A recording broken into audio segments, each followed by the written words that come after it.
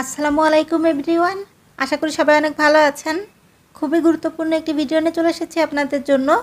আপনারা দেখতেই পাচ্ছেন এখানে আমি কাঁঠালের বিচি নিয়েছি। এখন চলছে পাকা কাঁঠালের সময়। কম বেশি সবার বাসা বাড়িতেই এখন পাকা কাঁঠাল খাওয়া হয়। আর পাকা কাঁঠাল খাওয়ার পরে যে কাঁঠালের বিচিগুলো থাকে বা বীজগুলো থাকে, এগুলো দিয়েও আমরা নানা ধরনের রান্না করে থাকি, বিভিন্ন ধরনের রেসিপি করে থাকি। তো কাঁঠালের বিচি তো আমরা রান্না করে খাই, কিন্তু এই যে কাঁঠালের বিচির খোসা, এগুলো নিশ্চয়ই সবাই ফেলে দেয়। আমি আজ আপনাদেরকে দেখাবো যে আপনারা এই খোসা ফেলে না দিয়ে এই খোসা দিয়ে কী তৈরি করতে পারবেন। এই খোসা আমাদের জন্য খুবই উপকারী। আমরা কিন্তু কাঁঠালের বিচির খোসা দিয়েই আমাদের প্রয়োজনীয় জিনিস তৈরি করে নিতে পারি। তো কিভাবে তৈরি করতে হবে তাই আপনাদেরকে দেখাবো। এজন্য দেখুন আমি আগে থেকেই বেশ কিছু কাঁঠালের বিচির খোসা ছাড়িয়ে নিয়েছি। আমি যে জিনিস আপনাদেরকে তৈরি করে দেখাবো, এই জিনিস তৈরি করার জন্য আমাদের কাঁঠালের বিচির খোসা একটু বেশি পরিমাণে লাগবে। তাই আপনারা যখনই কাঁঠালের বিচি রান্না করার জন্য কাটবেন, এর খোসাগুলো ফেলে দিবেন না। এর খোসাগুলো আপনারা জমিয়ে রাখবেন। তারপরে যখন একবারে বেশি হয়ে যাবে, তখন আমি যে পদ্ধতিতে জিনিসটি তৈরি করা দেখাচ্ছি, ঠিক সেই পদ্ধতিতে আপনারা তৈরি করে নেবেন। তো এই কাঁঠালের বিচির খোসা দিয়ে কি জিনিস আর কিভাবে তৈরি করতে হবে চলুন দেখে নেওয়া যাক। আমি চুলার উপর একটি কড়াই দিয়েছি, আর এই কড়াইয়ের ভেতর এখন আমি এই কাঁঠালের বিচির খোসাগুলো দিয়ে দিচ্ছি। এখন চুলার জালটা হাই ফ্লেমে রেখে আমরা কাঁঠালের বিচির খোসাগুলো ভেজে নেব। আর এগুলো ভাজতে আমরা এখানে কিন্তু কোনো প্রকার তেল ব্যবহার করব না, খালি কড়াইতে আমরা ভেজে নেব। 2-1 মিনিটের ভিতরে আপনারা দেখতে পারবেন যে কাঁঠালের বিচির খোসাগুলো সোনালি কালারের হয়ে যাচ্ছে। এরপরেও কিন্তু আমরা কিছুক্ষণ ধরে ভাজবো। আর এটা যখন আপনারা ভাজবেন আপনারা দেখতে পারবেন যে ধোঁয়া উঠছে। এভাবে ধোঁয়া উঠলে একদমই ভয় পাবেন না, যেহেতু আমরা খালি কড়াইতে ভাজছি কোনো প্রকার তেল ছাড়া, এজন্যই এগুলো ভাজার সময় একটু ধোঁয়া উঠবে।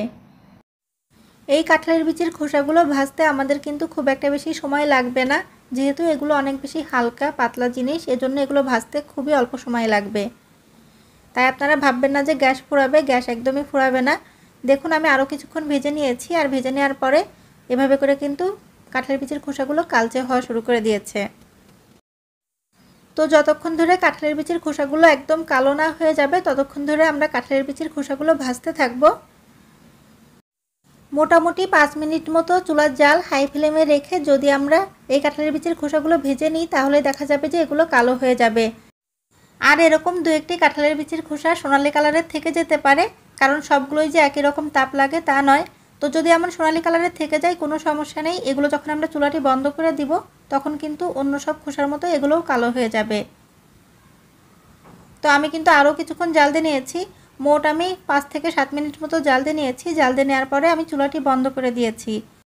এখন আমাদের যে কাজটি করতে হবে তা হচ্ছে এই কাঁঠালের বিচির খোসাগুলো ঠান্ডা হয়ে যাওয়া পর্যন্ত অপেক্ষা করতে হবে।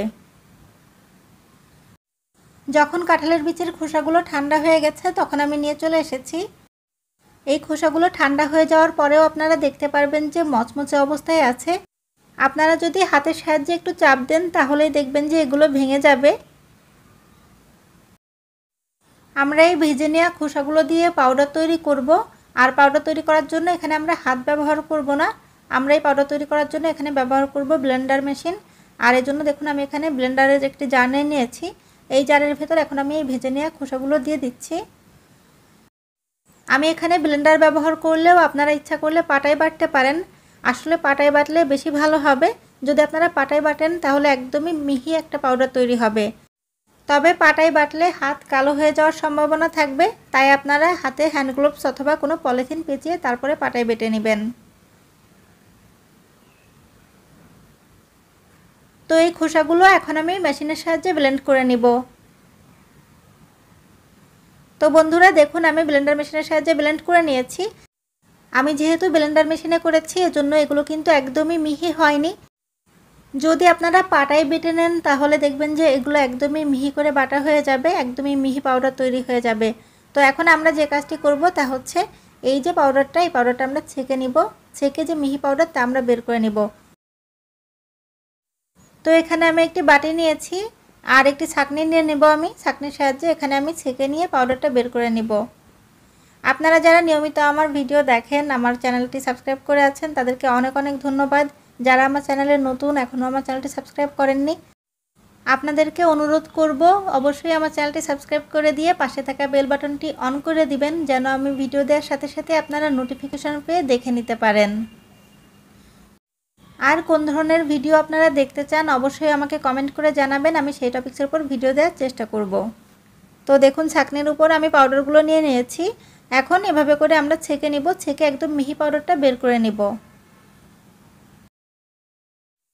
দেখুন আমরা যদি ছেঁকে নিই তাহলে এভাবে মিহি পাউডার বের হয়ে যাবে। তো আমি খুব ভালো করে ছেঁকে নিয়েছি। এর ভিতরে যে বাড়তি অংশগুলো আছে এগুলো আমাদের আর লাগবে না, এগুলো আমি ফেলে দেব। আর যে পাউডারটা আমরা পেয়েছি এটা আমরা কাজে লাগাবো। আপনারা হয়তোবা অনেকেই বুঝতে পারছেন যে এটা কি। এটা হচ্ছে চারকোল পাউডার। এই চারকোল পাউডার কিন্তু আমাদের স্কিন এবং হেয়ার কেয়ারের জন্য খুবই কাজে লাগে।